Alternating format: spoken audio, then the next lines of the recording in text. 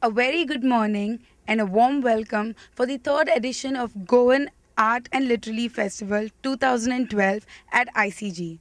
And today we have with us one of the very renowned artists, that is Walter D'Souza. Hello, Mr. Walter D'Souza. Uh, well, I would like to know how was your journey into fine arts?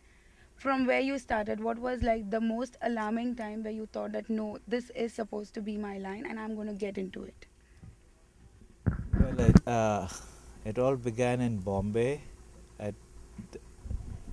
I was born and brought up, went to school, high school in Bombay, and after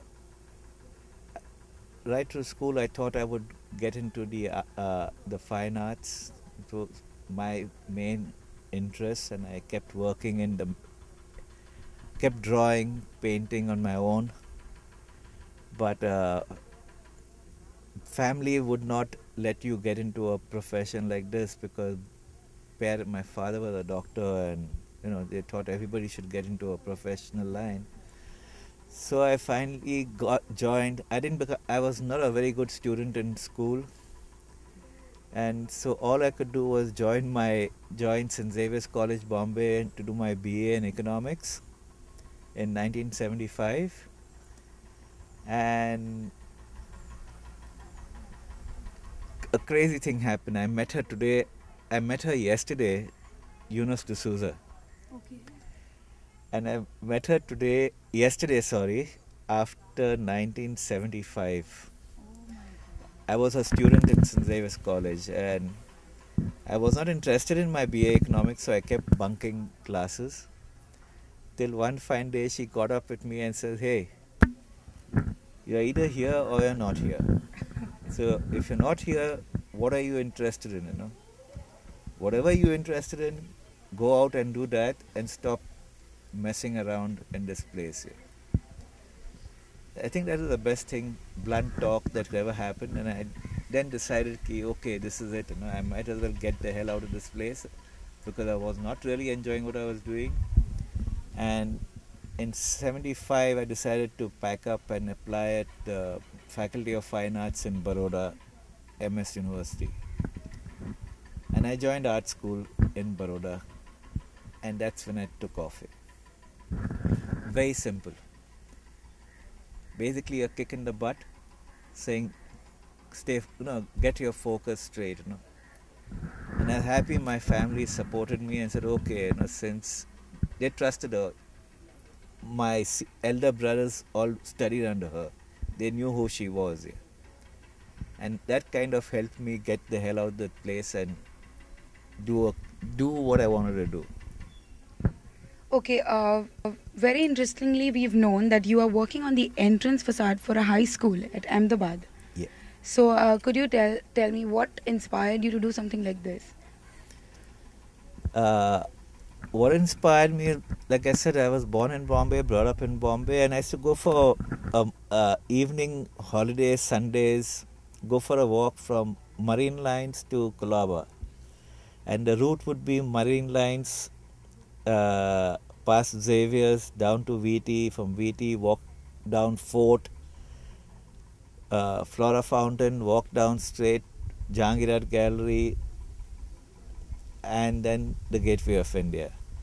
And at times, if we were early enough, we took the launch and went to Elephanta Caves, hung around there. I love seeing the murals at the cave. Come back. Okay, and now this walk from VT to Colaba, you have these old, at least this was in the 60s and early 70s, okay? There were not many hoardings on the buildings. And if you see, those buildings were all red, were all sandstone buildings, which had a lot of low bas relief carved stone murals on them. And that's what excited me. Another thing that excited me was also the print medium. I was introduced to the print medium being a Roman Catholic, and in all Catholic schools you have a subject called catechism, or you had catechism for the Catholic students and you had moral science for the non-Catholic students. So, and the Catholic students had to go through Bible study, and there were all these illustrations which were metal engravings. I quite was fascinated with those metal engravings. I copied a lot of them because I liked the drawings that were done. They were very Dürer-ish kind of work, you know. And that's what got me interested in it.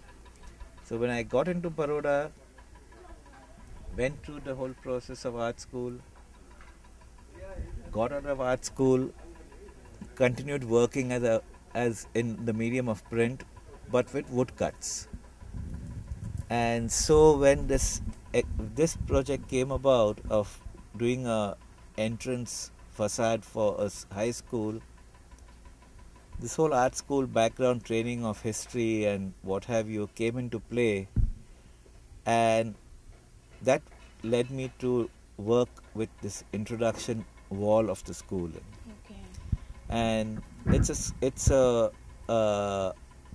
wall that talks about a world out there, a world which is not just India but the whole globe, and it talks about languages, it talks about understanding other people.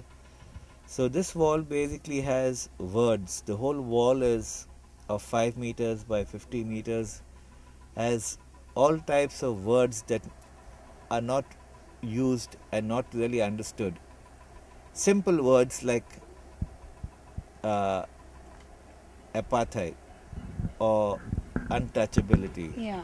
or sharing, and there are words that go on, many other words, such words, and I got all these words translated into different languages from India, like Hindi, Gujarati, Japanese, Chinese, Oh, that's lovely. Malayalam, and so you have one word like, say, untouchability translated into different languages, and they are all carved on this stone facade. Okay, that's very And interesting. that's what your kid can see when one enters, before he can enter the classroom area. And along that whole wall too, I've talked about empathy, you know.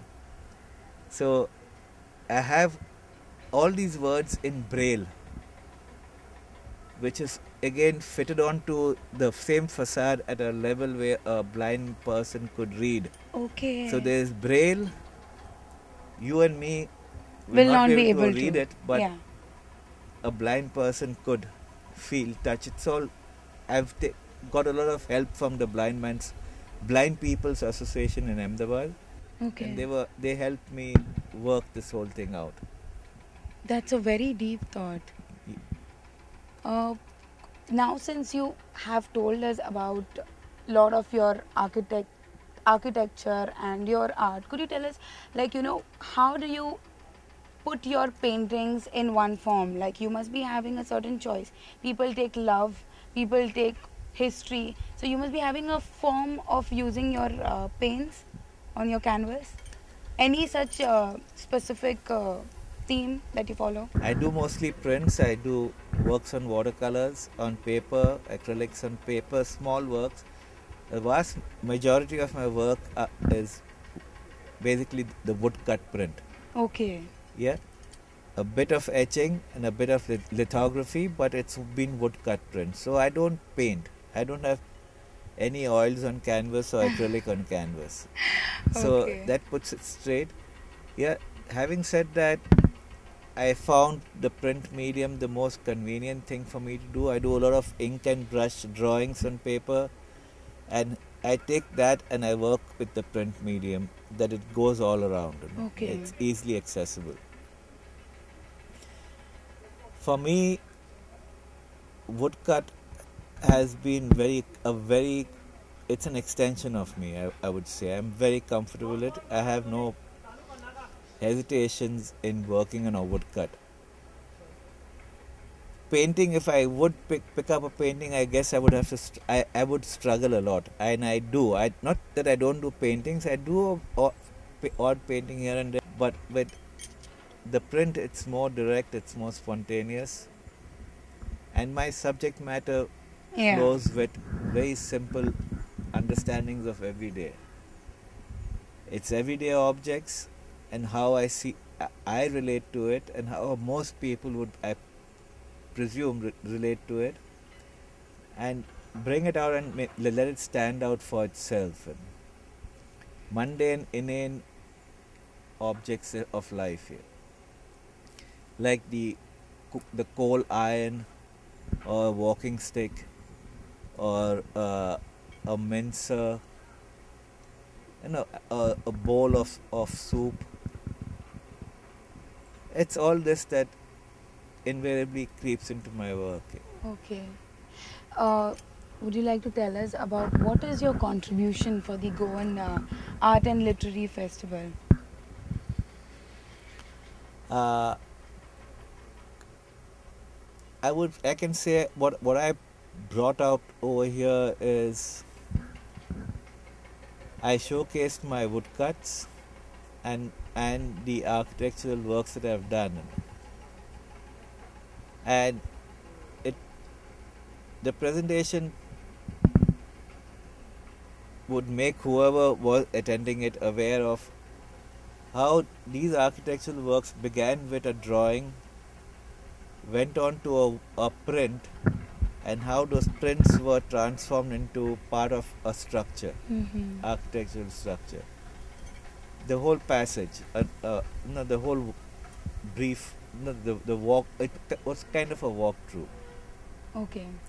And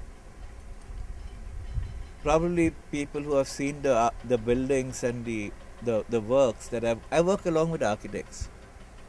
So if they've seen that, they will know how, from where it came from and how it developed, and what you see as an end product.